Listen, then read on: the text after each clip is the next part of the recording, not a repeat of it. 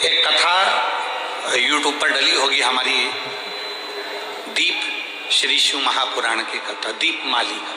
कभी मौका मिले तो उसको निकाल कर सुनना। उसमें वर्णन किया था दीप एक दिया जो आप भगवान को लगा रहे हो, उस दिए को अगर सुबेरे भी आपने उसमें दिया लगाया, शाम को भी दिया लगाया, रात को उसको धोकर या मांझ कर रख दिया, या सुबेरे उसको धोकर मांझ कर फिर वापिस दिया लगाया, वही एक दीप तुम्हारे घर में रोज रोज रोज रोज प्रतिदिन अगर वो दीपक तुम्हारे भगवान के सामने जल रहा है। अब तुमने चाहे हनुमान चालीसा का पाठ कराओ, चाहे तुमने राम रक्षा स्तोत्र का पाठ करा हो, चाहे तुमने गिरिराज चालीसा करी हो, चाहे तुमने सर्वोत्तम जी का पाठ करा हो, चाहे तुमने शिव चालीसा करी हो, चाहे तुमने श्री शिवाय नमस्तुभ्यम बोला हो, चाहे गीता जी का पाठ कराओ, वो दिया जो तुमने भगवान के सामने रखा, उसमें बाती लगी है, जल रहा है, उसके सामने बैठकर आप सारे पाठ उसकी साक्षी में करते हो, तो वो दीपक भी सिद्ध हो जाता है। इसलिए हमने पहले भी कथा में कहा, जब घर का कोई व्यक्ति, उसका निमोनिया, उसका बुखार,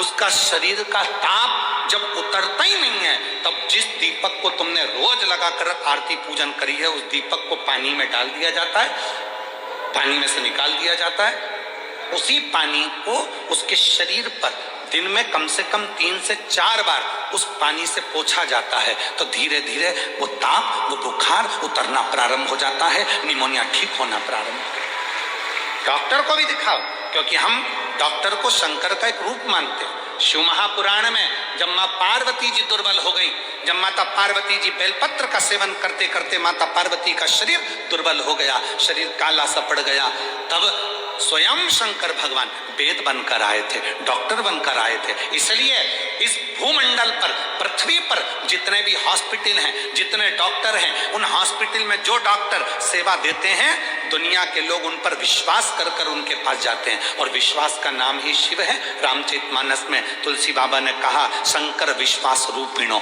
इसलिए दुनिया में जितने भी डॉक्टर की कुर्सी पर बैठे हैं, जो इलाज कर रहे हैं, जो वेद हैं, जो डॉक्टर बनकर विराजमान है, शिव पुराण उनको डॉक्टर नहीं, उनको शिव कहती है। इसलिए डॉक्टर के पास जाते से हमारा आधा दुख तो वैसे ही समाप्त हो जाता है। डॉक्टर के जांच कराओ, डॉक्टर के ये रिपोर्ट लाओ, वैसी रिपोर्ट लाओ, पर इलाज डॉक्टर के अनुकूल। और साथ में जो दीपक तुमने लगाया है, रोज रोज उसी दीपक को जला रहे हो, तो दीपक सिद्ध हो गया। दीप बोलो क्या क्या चीज है? दीप, आसन और पात्र, जल का पात्र, ये 3 सिद्ध होते चले जाते हैं, इनकी सिद्धता बढ़ जाती है। चलो, अब ये बात तो तुमने आज सुनी, पुरानी कथा निकालो। टीवी पर रामायण किस किसने देखी है? टीवी पर महाभारत किस किसने देखी है? टीवी पर सीरियल किस किसने देखे हैं? भगवान के देखे होंगे। महाराज जी को क्रोध आता है, वो अपने कमंडल का जल निकाल कर तुरंत श्राप दे देते हैं। बोलो देखा कि नहीं देखा? जम के तो बोलो, देखा ना? श्राप किस चीज से लगा? जिस कमंडल को महाराज जी पूजन में रखते थे, किसी दूसरे के कमंडल का जल नहीं, अपने कमंडल का जल, मतलब पात्र, जो शिव महापुराण की कथा कहती है, दीप, आसन और पात्र, जिस पात्र को आप अपने शिव के पास लेकर जाते हो, जिस पात्र से आप साधना करते हो, जिस पात्र से आप शिव को जल चढ़ाते हो, जिस पात्र से आप शंकर की पूजन करते हो, वो पात्र सिद्ध हो जाता है और उसका जल भी सिद्ध हो जाता है। पात्र की सिद्धता।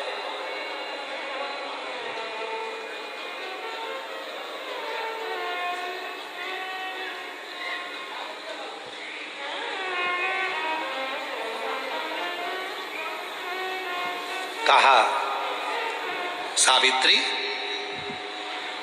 दीप, आसन और पात्र जब ये एक रहें, तो संसार में किसी की हिम्मत नहीं है कि कोई तिरछी निगाह से देखे।